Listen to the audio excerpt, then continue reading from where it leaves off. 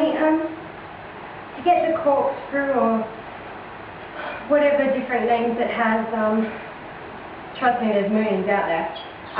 What I teach my girls to do first is to do a one-armed carousel, or what we call like a one-armed chair. The chair is this move here. So you're just sitting up like you're in a chair on the pole. What I get them to try and do is do that move with one arm. So they're getting used to putting their arm up high, getting used to relying on that one arm. So if you have a look at this, I'm spinning around the pole just with the one arm, sitting up in a chair position.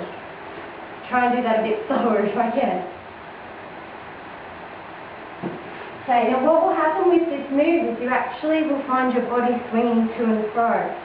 So when you start to go, you may find that you're in this position as you come across, but then all of a sudden you might be over here. Now that's normal, that's how I get them to start thinking about moving their hips. So with that position in mind, what they then start to do is give this one-armed carousel a go and try and get their back shoulder just a little bit around the pole. So that's where I start them. From there, then I start to tell them, with this move, it doesn't matter which leg you lead off, normally you're strongest, you can still manage to get around the pole.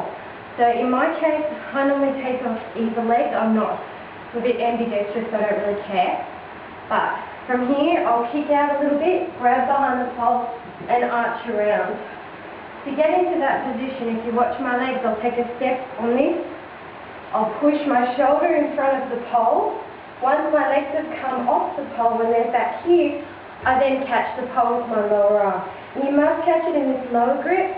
Most of the girls that I find that I teach tend to want to grip it like a strength grip, and this is where their problem lies.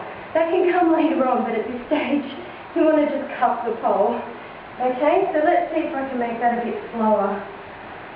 Bit of a challenge. Okay, so step.